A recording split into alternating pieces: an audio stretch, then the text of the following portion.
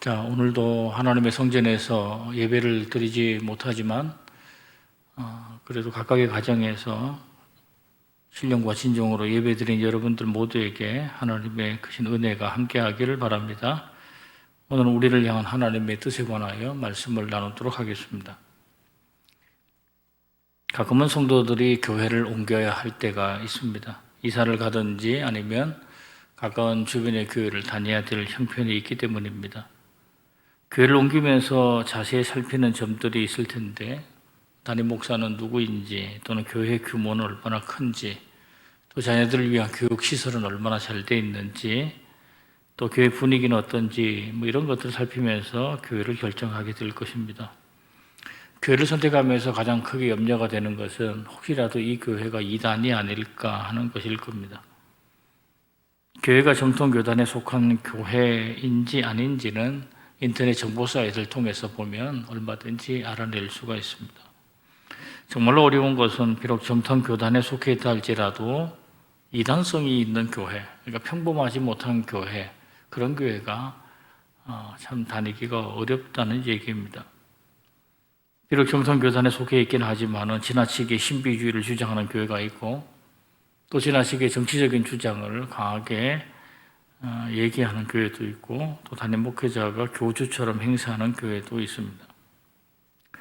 교회 선택이 우리 신앙생활 가운데 굉장히 중요한 것은 우리가 교회에서 신앙생활 하면서 우리 인생의 바른 길을 배워야 할 터인데, 우리가 교회를 잘못 선택하게 되면 가야 될 인생의 길을 잘못 가기도 하고 잃어버릴 수도 있기 때문입니다. 대부분 성도들이 교회에서 원하는 것은 예수님이 누구일까? 또 하나님이 이 세상을 어떻게 다루셔야 되실까? 또는 하나님이 이 세상에 있는 사람들에게 원하는 것은 도대체 뭘까? 내게 원하는 것은 뭘까? 또 우리 이 인생을 마치고 나서 죽어 어디로 가게 되는가에 대해서 많은 성도들은 교회를 통하여 답을 얻고 싶을 것입니다. 그런데 대부분의 교회들이 이런 많은 성도들의 질문에 대하여 답을 하려고 애를 쓰지만 그렇지 않은 교회들이 있다는 얘기입니다. 요즘 교회가 본질을 벗어나서 타락한 인간들의 소리만 울려 퍼지고 있다 하는 걸 생각해 보면 이러한 성도들의 간절한 물음을 외면하고 있다고도 볼 수 있습니다. 여러분들도 인생의 가르침을 받기 위하여 지금 우리가 다니고 있는 이 교회가, 또는 우리 주변에 있는 어떤 교회들이 정말 믿을 만한 교회인지에 대해서도 확인을 해볼 필요가 있을 겁니다. 저는 앞으로 한 몇 주간 동안 안디옥 교회를 중심으로 말씀을 나눠보려고 합니다. 저는 오래전 안디옥 교회에 관하여 2번 정도 설교 말씀을 드린 적이 있는데, 오늘은 다른 측면에서 안디옥 교회를 살펴보려고 합니다. 사도행전 11장에 보면 안디옥 교회가 등장을 하고 있습니다. 안디옥 교회 등장을 시작으로 또 여러 가지 작은 사건들이 벌어지게 되는데, 그 사건을 보면 이제 이런 일들입니다. 첫째는 스데반이 복음을 전하다가 죽었다. 이 얘기가 안디옥 교회와 연결되어 나타나고 있습니다. 스데반은 유대교의 지도자들이 율법을 자랑하고 있다. 또 성전에서 드리는 예배를 자랑하고 있다. 또 자기들이 아브라함의 자손이라는 것에 대해 자부심을 가지고 있다. 그것만 알고 있지 가장 중요한 예수님을 알지 못한다고 생각을 했습니다. 율법이라든지 성전의 제사라든지 아니면 아브라함의 자손이라든지 이런 것들이 예수님을 발견하는 데 도움이 되어야 하는데도 불구하고 오히려 그것이 예수님을 알게 하는데 방해거리가 되었다는 얘기입니다. 결국 이 말씀을 전하다가 스데반은 이제 돌에 맞아 죽는 일이 생기게 되었습니다. 그리고 나서 스데반으로 인해 시작된 박해가 스데반 한 사람에게 끝나지 않고 예루살렘 전체에 있는 그리스도인들에게까지 환란으로 이어지게 됐다는 얘기고, 더 이상 그리스도인들이 예루살렘에 머물지 못하고 그곳을 떠나는 사람들이 생겨나기 시작을 했다는 얘기입니다. 19절 말씀 보면은 베니게와 구브로와 안디옥까지 흩어졌다. 여기 이제 베니게라는 것은 이제 레바논에 있는 지역을 말하죠. 그러니까 유대 이스라엘에서 한참 이제 북쪽으로 올라가서 레바논 지역에 있었고, 그 다음에 안디옥은 480km나 떨어지는 아주 굉장히 먼 북쪽이죠. 시리아 지역까지 사람들이 도망을 갔다. 그리고 지중해 구브라는 섬으로도 도망을 갔다. 스데반의 박해로 인하여 순교로 인하여 박해가 일어나게 되고 그로 인하여 많은 그리스도인들이 흩어지게 되는 일들이 생기게 됐다는 얘기입니다. 유대 그리스도인들이 유대 땅을 피하여 다른 곳으로 이주하고 난 이후에도 그들은 여전히 유대인들을 대상으로만 복음을 전했다 하는 얘기가 안디옥 교회의 시작 부분에 나타나게 되는 거죠. 당시 예루살렘에 살던 유대인들이 유대교를 섬기다가 그리스도교로 개종을 하게 됐다. 개종을 의미하는 것은 파문을 의미하는 거죠. 유대 공동체로부터 그들이 추방되었다는 뜻을 가지고 있는데, 유대 공동체에서 파문을 당하는 것도 힘든 일인데 박해를 당하고 이제는 그들이 오랫동안 정들어 살던 예루살렘을 떠나게 됐다는 얘기인데, 오늘날에도 우리가 오랫동안 정들어 살던 고향을 떠난다는 것이 힘든 일인데, 그 당시의 사람들은 대부분 자기가 태어났던 장소의 반경에서 멀리 떨어지지 않는 곳까지 그들이 가지를 않았다는 거예요. 대부분 그곳에 살다가 그곳에서 죽는 것이 보통 사람들의 일인데, 그들이 박해로 인하여 고향을 떠나게 되는 큰 어려움을 겪게 되었다는 얘기입니다. 아마도 예루살렘에 있다가 다른 곳으로 떠나는 그리스도인들 가운데 이런 원망도 생길 수는 있을 거예요. 우리가 예수님 잘 믿고 잘 살자는 생각을 가지고 있었는데 어떻게 이런 어려움이 우리에게 생길 수 있겠는가? 유대 공동체로부터의 파문도 힘든 일인데 이제는 이곳에서 살지도 못하고 다른 곳으로 옮겨서 낯선 곳에 살아야 되는가? 아마 이런 생각을 가지고 원망도 하기도 하고 불평하기도 했을 겁니다. 혹시의 사람들이 이런 생각을 했겠죠. 우리가 박해를 당해 예루살렘과 예루살렘 교회를 버리고 이방 땅으로 떠돌아다니는 나그네가 되었다. 그러므로 하나님께 도와달라고 요청해야 되겠다. 다시 예루살렘으로 돌아갈 수 있도록 도와달라고 해야겠다. 이렇게 기도하는 사람들도 혹시 있었을지도 모릅니다. 그러나 우리가 오늘날 이렇게 성경 말씀의 앞뒤 부분을 쭉 보면서 이런 생각만으로는 하나님의 뜻을 올바로 분별하지 못하고 있구나 하는 것을 알 수 있어요. 만약에 당시에 조금이라도 영적 이해가 있다면, 아니 영적 이해까지는 아니더라도 하나님의 뜻을 곰곰이 생각하려는 사람이라면 하나님이 왜 우리를 이방 땅으로 옮기실까에 대하여 곰곰이 생각했을 것입니다. 어쩌면 하나님의 뜻이 유대인과 이방인들의 차별이 없다는 뜻은 아닐까? 이방인들에게도 복음이 전해져야 한다는 것이 아닐까? 아마 그런 생각을 눈치를 챘을지도 모릅니다. 그러나 안디옥까지 도망갔던 유대 그리스도인들은 그것을 깨닫지 못하고 유대인들에게만 여전히 복음을 전하는 상태였다는 얘기입니다. 요즘 이런 생각을 하시는 분도 있습니다. 우리가 코로나 바이러스로 인하여 예배도 성전에서 드리지 못하고 있다. 또 우리가 교회 안에 헌금이 줄어들고 있고 성도들도 점차로 교회에서 마음이 떠나는 것 같다. 이러다가 성도들도 반밖에 남는 것이 아닌가? 그러므로 예배를 성전에서 드릴 수 있도록, 또는 성도들이 성전에서 마음이 떠나지 않도록 우리가 하나님께 기도해야 되겠다. 이렇게 생각하는 분들도 있을 겁니다. 그러나 이런 것만으로는 하나님의 뜻을 제대로 살필 수 없습니다. 먼저 우리가 생각해야 될 것은 하나님이 왜 성전의 문을 닫게 했는지를 곰곰이 생각해야 합니다. 그리고 왜 하나님이 마스크를 쓰게 하셨는지도 생각해야 되고, 하나님이 왜 가정에서 예배를 드리게 하고, 또 하나님이 이렇게 신앙적으로 큰 환난을 교회가 겪게 하셨는지에 대해서도 곰곰이 생각을 해야 하나님께서 우리에게 원하시는 뜻이 무엇인지를 알 수 있다는 얘기입니다. 사도행전에서 안디옥 교회를 향한 하나님의 뜻이 무엇인지를 우리가 살펴보려면 우리가 읽었던 그 본문 말씀 11장 그 앞부분에 있는 얘기들을 쭉 보시면은 하나님의 뜻이 무엇인지를 우리가 구별할 수 있을 겁니다. 사도행전 7장에 보면은 제가 앞에서 말씀드렸던 스데반이 돌에 맞아 죽는 순교 사건이 일어나게 됩니다. 사실 집사라고 하는 직분은 가난한 사람을 구제하라고 만들어진 직분인데, 스데반이 너무 과격해서인지는 몰라도 그가 유대인들을 자극하는 말씀, 즉 복음의 말씀을 유대인들 앞에서 전하게 되고, 그것으로 인해 그가 목숨을 잃게 되고 그것으로 인해 박해가 일어나게 됐다 하는 얘기가 7장 말씀 가운데 있어요. 그리고 이제 8장의 말씀에 보면은 박해를 피하여 제자들이 흩어지는 가운데 빌립이라는 한 사람이 사마리아 지역에 올라가서 말씀을 전하게 됐다 하는 얘기가 나오게 되고요. 또 남쪽으로 내려와서 에디오피아 여왕의 신하에게 복음을 전하게 됩니다. 이 복음이 점점점 예루살렘 밖으로 나가고 있다는 것을 이제 알 수 있게 되는 거죠. 그 다음에 사도행전 9장 말씀 보면 스데반이 죽을 때 증인이었던 사울이 예수 믿는 사람을 박해하러 다메섹까지 가다가 그 길가에서 그가 변화되게 됐다.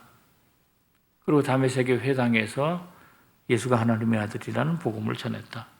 이게 사도행전 9장에 나오는 얘기예요. 그리고 사도행전 10장 말씀 보면 베드로가 하나님의 부르심으로 고넬료라는 로마의 장교에게 복음을 전하게 되었다. 베드로가 이방인들에게 복음을 전하는 과정에서 성령이 역사하는 모습이 나타나게 됐다.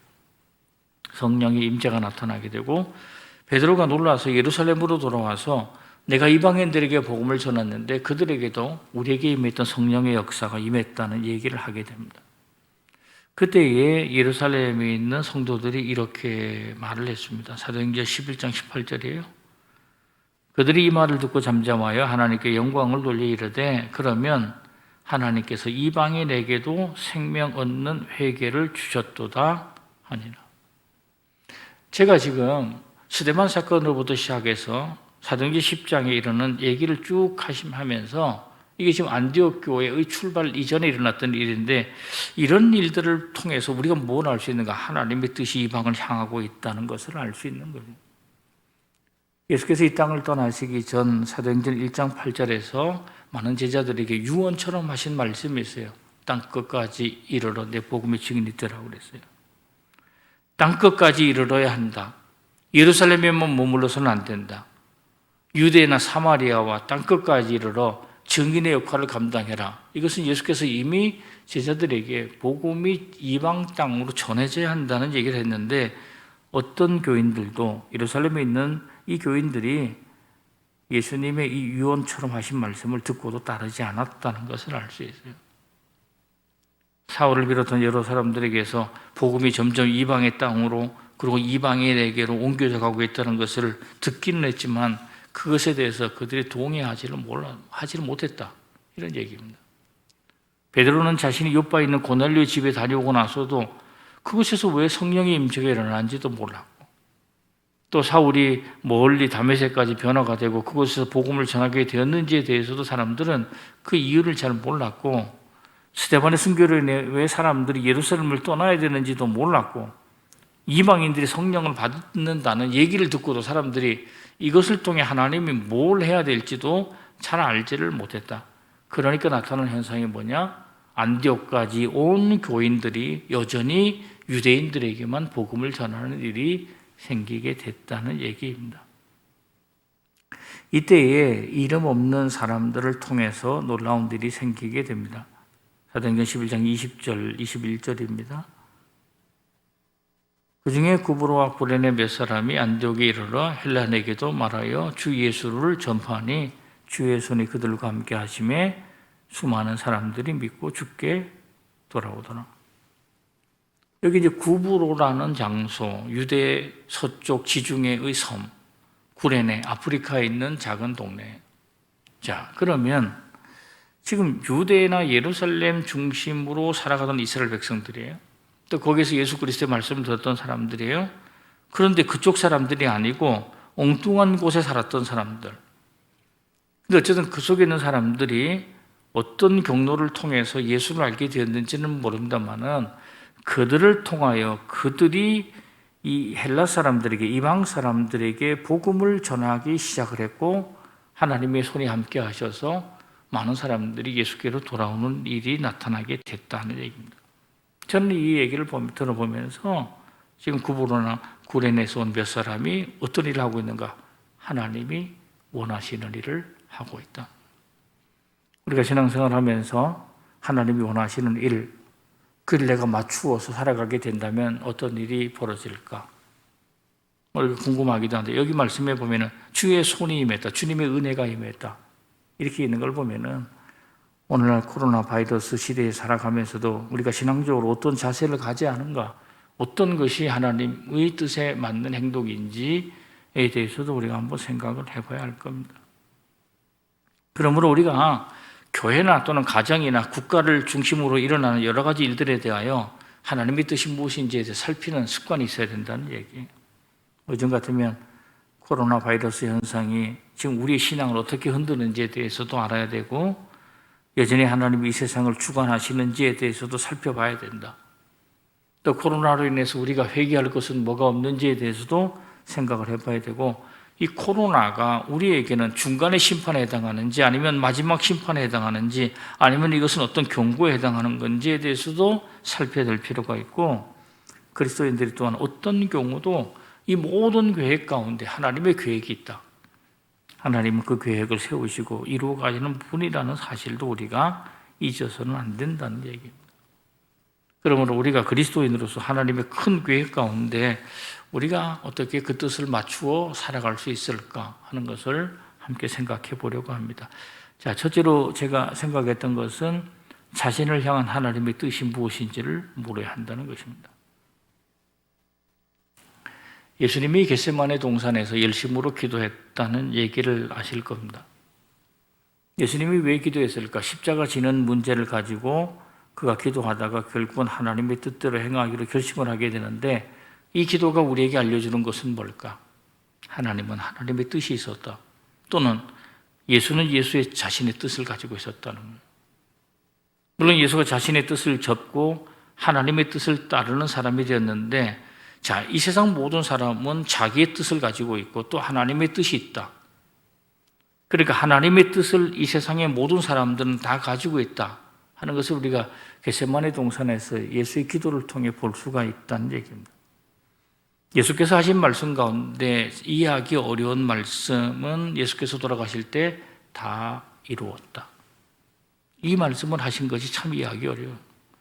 여전히 굶주리는 사람들이 남아있고 여전히 로마 사람들의 압제가 그대로 존재하고 있고 여전히 사회 안에는 불평등이 있고 정의가 존재하지 못하고 아직 예수의 복음이 유대의 지경을 넘어서지도 못하고 있는 상황에서 예수께서 다 이루었다라는 얘기는 도대체 무슨 얘기일까 하는 거예요.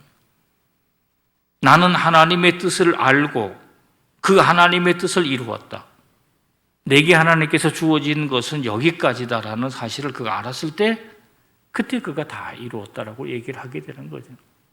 그러니까 자기를 향한 하나님의 뜻이라는 것을 안다는 것은 굉장히 중요하고 그 일을 다 맞추었을 때 이 세상에 있는 어떤 그리스도인들도 다 이루었다라고 얘기하면서 이 세상을 떠날 수도 있게 된다는 얘기입니다. 우리는 일반적으로 성경을 공부하거나 기도하는 가운데 하나님의 뜻이 무엇인지를 알 수 있다고 그렇게 얘기하는 사람들이 있습니다. 일반적으로 하나님의 뜻은 뭐 그런 거죠. 하나님을 만나고 하나님 통해 변화되고 변화된 심정으로 세상을 바꾸는 하나님의 나라로 바꾸는 일들 이것이 하나님의 뜻이라고 우리는 알고 있습니다.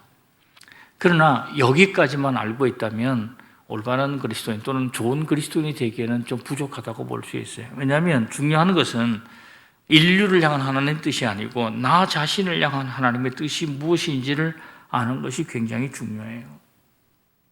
하나님께서 나에게 요구하시는 것이 뭘까 하는 거예요. 이를 위해서 우리가 해야 될 건 뭘까? 자주 하나님의 뜻을 묻는 거죠. 하나님 어느 길로 갈까요? 하나님 누구를 만날까요?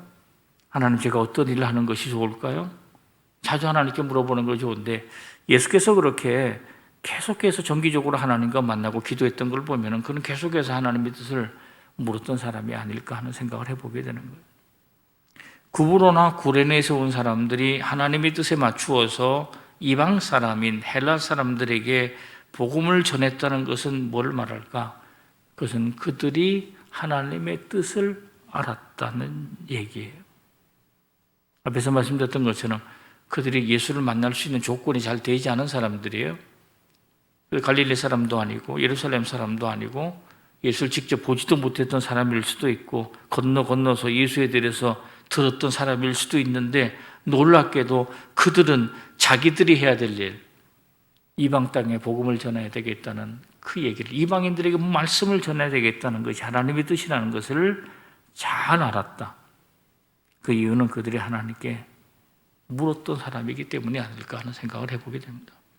우리가 하나님께 하나님의 뜻을 묻기 위해서는 하나님과 같이 있는 시간이 필요한데 우리가 홀로 있는 시간 또 우리가 말씀을 보는 시간, 기도하는 시간들 이런 것들이 하나님께 묻는 시간인데 충분히 하나님과 시간을 보내게 된다면 하나님의 뜻이 무엇인지를 알 수 있게 된다 하는 얘기입니다. 그러니까 우리가 정말 알아야 될 것은 내게 주신 하나님의 뜻이 무엇인가를 알아야 하나님의 전체 계획 가운데 맞추어서 살아갈 수 있게 된다는 얘기입니다. 두 번째로는 하나님의 큰 계획 속에서 그 뜻에 맞춰 살아가려면 자신에게 맡겨진 일에 최선을 다해야 한다는 얘기입니다. 자, 우리가 최선을 다한다, 충성을 다한다는 것은 또 신실한 사람이 된다는 것은 그리스도인들에게 매우 중요한 얘기입니다. 많은 매장을 가지고 있는 어떤 사장이 자기 예전 얘기를 하게 되는데 이런 얘기를 했습니다. 내가 지금 이렇게 사업이 번창해서 이렇게 잘하고 있지만 예전에 힘들었을 때 내가 매장의 직원 가운데 누구를 내보내야 되는 상황이 있었다는 얘기입니다. 근데 그 당시 이제 2명의 사람이 대표적으로 있었는데 그 2 직원 중에 하나는 뭐냐면 이 사람은 큰 이익을 많이 올리는 능력 있는 사람이었다. 또 한 사람은 미련한 사람인데 충성스러운 사람이었다. 그때 내가 내보낸 사람은 능력 있는 사람이었다고 그랬습니다. 많은 사람들이 능력 있는 사람이 곁에 있어야 된다고 얘기를 하지만 나는 충성스러운 사람을 곁에 두려고 했다고 얘기했습니다. 왜냐하면 사업하는 사람에게는 능력 있는 사람보다는 남이 보지 않는 가운데서도 게으름을 피우지 아니하고 신실하게 최선을 다해서 일하는 사람이 필요하다. 그런 사람은 쉽게 얻을 수 없다. 이렇게 얘기했습니다. 우리가 하나님의 경우도 마찬가지일 거예요. 하나님이 자신의 크신 계획을 이루어 나가시게 될 때 어떤 사람을 선택하시고 사용하실까? 능력 있는 사람보다는 최선을 다하는 사람이 아닐까? 이렇게 볼 수 있어요. 우리가 구약의 말씀을 보면 특별히 창세기 말씀에서도 이제 신비로운 사람들을 많이 발견하게 되는데 그 중에 대표적인 사람은 요셉입니다. 요셉이 17살의 어린 나이에 형들에게 팔림을 당하여 집을 떠나게 되고 애굽이라는 낯선 나라에서 종살이를 하게 됩니다. 그가 있었던 장소를 우리가 성경에서 특정해 보면 보디발의 집에서 머물렀던 시간, 그리고 이제 감옥살이를 하게 되고 그리고 총리를 하게 되는데 그가 감옥살이를 하거나 아니면 보디발의 집에서 일을 하게 될 때에 자기에게 맡겨진 일에 최선을 다한 사람이었다는 것을 알 수 있어요. 만약에 그가 한 가정의 집사로 들어가게 돼가지고 일하게 될 때 또는 감옥에서 그에게 여러 가지 일들이 주어지게 될 때 나는 국가를 경영할 만한 능력이 있는 사람인데 뭐 이런 정도 일을 내게 맡기느냐라고 그가 그런 일들을 하찮게 여겼다면 그는 총리의 자리에 오르지 못했을 거다는 거예요. 비록 그가 더 큰 능력을 가지고 있었던 사람임에도 불구하고 그 나중에 총리가 되고 그가 총리가 되었던 시절에 국가가 크게 발전한 걸 보면은 대단한 능력을 가진 사람이긴 하지만 그는 자신 앞에 주어졌던 일들에 대하여 어떤 것 하나도 하찮게 여기지를 않았다는 거예요. 하나님 우리에게 어떤 일을 요구하실까? 남들이 볼 때는 하찮게 보이는 일을 요구하시는 거죠. 나는 뭐 국가를 위해 일하는 사람이고 나는 대단한 사업가이다. 또 대단한 지식을 가지고 있는 사람이라 할지라도 하나님 어쩌면 우리에게 맡겨진 가정이 있고 또는 교회가 있는 거죠. 네가 이 교회 안에서 충성하고 헌신하라고. 그것이 내가 기도해야 될 장소이고 그것이 내가 엎드려 헌신해야 될 장소라고 우리에게 말씀하시는데 만약에 우리가 나는 이 정도가 아니고 다른 데서 더 큰 곳에서 일하기 원합니다. 이렇게 얘기하는 것은 잘못됐다고 볼 수 있는 거죠. 그래서 자기에게 주어진 환경 속에서 최선을 다해서 일하려는 사람에게 하나님께서 일을 맡겨주신다.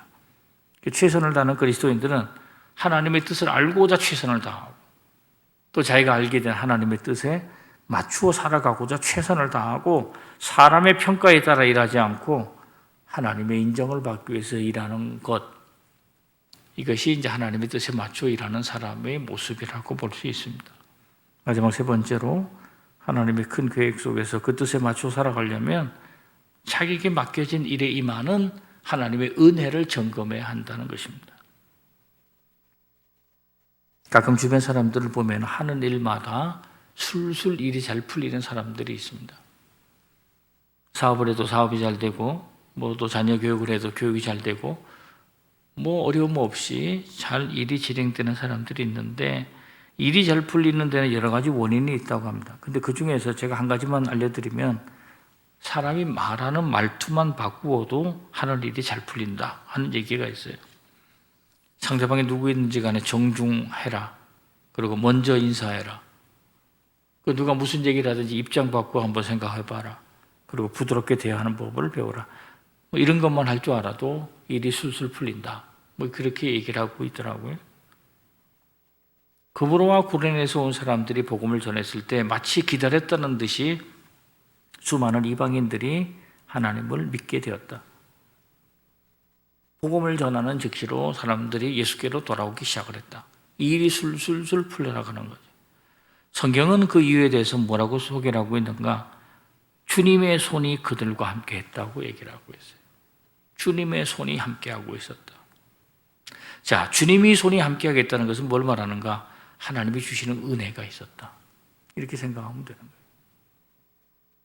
어릴 때 교회를 생각을 해봅니다. 아마 여기 계신 가정에서 예배를 드리고 계신 많은 분들이 예전의 교회를 한번 생각해 보면 교회 가는 것만으로도 감격이 있었던 때가 있었죠.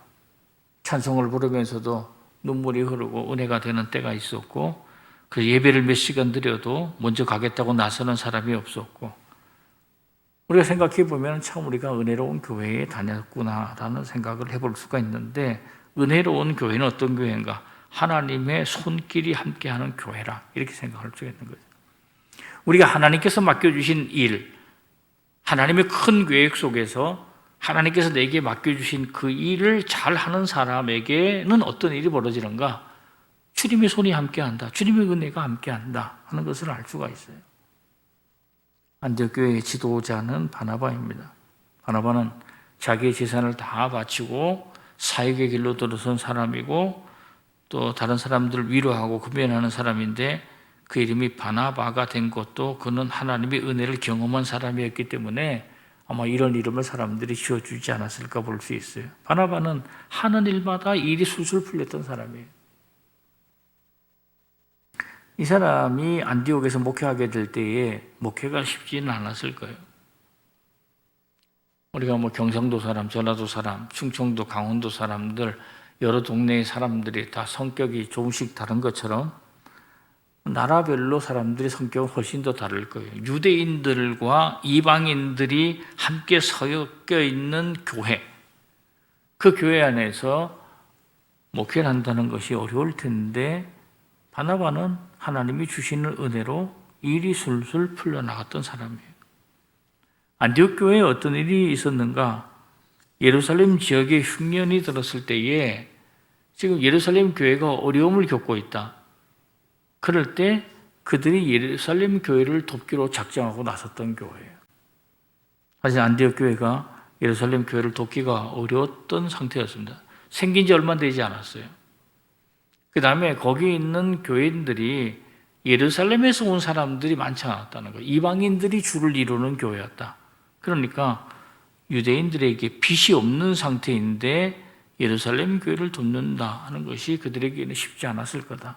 그리고 자기들도 흉년의 피해를 겪고 있었다. 그런데 바울과 바나바를 통해서 안디옥 교회가 헌금을 거둬서 예루살렘 교회에 보내게 된 걸 생각해 보면은 그 교회가 정말로 은혜가 있었던 교회라는 것을 알 수 있어요. 이것은 어떤 교회이기에 가능했을까? 안디옥의 교회는 하나님이 하신 뜻에 맞추어 살아가는 교회, 즉 이방인들을 향해서 복음을 전하라는 하나님의 뜻에 맞추어 살아가는 교회였기 때문에 교회는 은혜가 있었고, 그 은혜로 그들이 능히 자신들에게 주어진 일들을 감당할 수 있었다는 얘기입니다. 우리 교회가 어떤 교회일까? 특별히 이제 코로나19의 시대를 맞이하면서 여러 가지로 혼란스러운 얘기도 많고 힘든 일도 굉장히 많을 겁니다. 적어도 우리가 이 시기 가운데 하나님의 뜻이 무엇인지를 잘 분별하시길 바라고, 하나님의 뜻에 맞추어 일함으로 주님의 손이 함께하는 교회, 하나님의 은혜가 함께하는 교회, 우리 보람의 열린 교회가 그런 교회가 되기를 주님의 이름으로 간절히 축원합니다. 기도하겠습니다. 사랑이 많으신 아버지 하나님 고맙습니다. 거룩한 주를 맞이하게 하시고 각각의 처소에서 하나님께 예배할 수 있도록 도와주신 것 감사를 드립니다. 안디옥 교회를 생각하면서 우리 교회가 하나님의 뜻을 분별하고 그 뜻을 따라 행하는 교회가 되도록 도와주시옵소서. 하나님의 뜻을 따르는 교회 가운데 주님의 손이 함께 하신다고 하였사오니 우리 교회가 은혜가 차고 넘치는 교회가 되도록 인도하여 주시옵소서. 이 모든 말씀 예수님의 이름으로 간절히 기도하옵나이다. 아멘.